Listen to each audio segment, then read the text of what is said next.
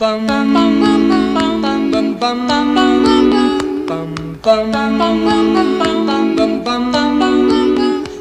Sandman, bring me a dream. Make him the cutest that I've ever.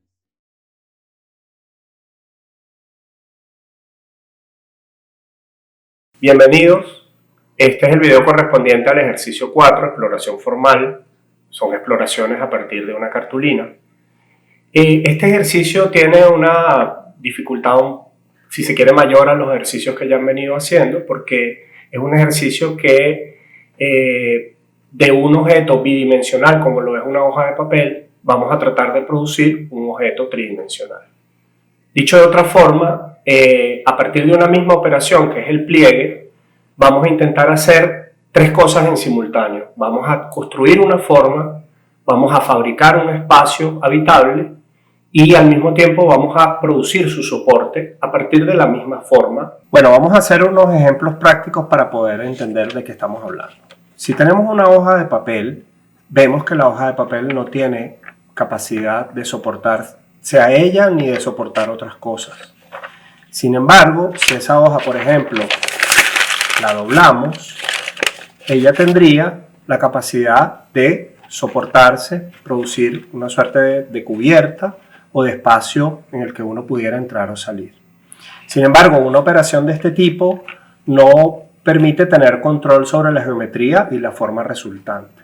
Entonces vamos a hacer otro ejemplo, el ejemplo de una hoja a la cual le vamos a hacer unas pequeñas marcas con el exacto para simplemente nos sirvan de guía para hacer unos dobleces de la hoja y explicarles con un ejemplo muy sencillo cómo una hoja que en principio es un objeto bidimensional puede convertirse en un objeto de 3 dimensiones, un objeto que se puede soportar por sí mismo o autoportarse, o puede producir una cubierta o un elemento, digamos, de cobertura para un espacio interior. Ahora fíjense, estos dos ejemplos los he hecho con hoja de papel y la hoja de papel no ofrece demasiada rigidez. Entonces, los ejemplos que vamos a hacer ahora los vamos a hacer con cartulina. Voy a hacer el mismo ejemplo de marcar la hoja con unos cortes largos a lo largo de la hoja para producir un elemento que pudiera, dependiendo de su escala, convertirse en una pared o un cerramiento o hasta en el soporte de un acueducto. ¿Lo ven? Ok. Ahora, si profundizamos en el trabajo de los cortes o de las marcas, les sugiero también que eventualmente marquen donde van a hacer los cortes con lápiz para que eso les genere una posibilidad de recordar, cuando desplieguen el papel, de recordar cuáles fueron los cortes que hicieron o los elementos que hicieron, y eso les va a permitir tener una guiatura para ensayar varias veces, por ejemplo, utilizando el mismo corte o repitiendo el mismo corte que les pareció que iba a quedar bien, el mismo pliegue o el mismo corte. Entonces, marquen con lápiz o con un marcador para poder tener una guía más o menos clara de qué es lo que quieren hacer. Entonces, esas marcas de papel deberían permitirles doblar el papel varias veces, y en este caso, por ejemplo, les permitiría producir un espacio, un objeto que en la medida en que lo veamos puede producir una cubierta, puede producir un acceso, puede producir una salida, o inclusive si lo pusiéramos en su posición contraria pudiera generar un suelo y pudieran definirse unos cerramientos para un espacio que no tiene cubierta, si es a cielo abierto, pero que también es válido. Bueno, y después que tenemos el objeto así, podríamos también complejizarlo un poquito más si introducimos cortes.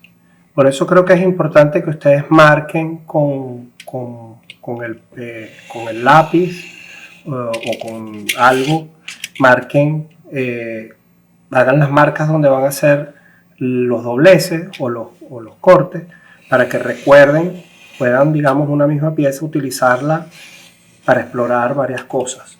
Entonces, si uno introduce, por ejemplo, cortes e introduce nuevos dobleces, puede lograr la manera de complejizar todavía un poquito más la pieza original que teníamos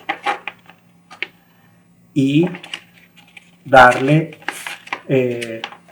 digamos, otra condición de espacio y de forma distinta para lograr, por ejemplo, entrar luz o generar relaciones espaciales distintas en el objeto. Eso también le podemos incluir la escala humana, que de alguna forma también nos podrá indicar qué es lo que estamos imaginando en términos de el tamaño de la pieza. Bueno, espero que con estas instrucciones puedan seguir adelante. Aparte de decirles lo que deben hacer, me encantaría recordarles lo que no deben hacer. No deben plegar papel sobre papel porque esa condición no está permitida, a pesar de que eso le da más de rigidez a la superficie. No deberían hacer un origami. Por lo general los origamis son figuras, no contienen espacio habitable, con lo cual no es lo lógico, no es lo que estamos pidiendo en este ejercicio. Y lo otro que no deben hacer, o recomiendo no hacer, son cortes curvos, porque los cortes curvos tampoco van a complejizar el problema a un lugar donde ustedes no van a poder resolverlo efectivamente. También quiero recordarles varias cosas. Deben practicar mucho. Esto es un ejercicio que tiene cierta dificultad y es importante que hagan varias pruebas. Si hacen las pruebas con hojas de papel, va a ser un poco más complicado, con lo cual les recomiendo utilizar lo que en el instructivo les pide, que son hojas tamaño carta de cartulina, que creo que es el material más idóneo para trabajar. Lo otro que quisiera recordarles es que, bueno, escojan su mejor propuesta, esa mejor propuesta en conjunto con su profesor guía, luego la fotografíen, preferiblemente sobre un fondo oscuro, para que pueda contrastar la hoja de papel blanco.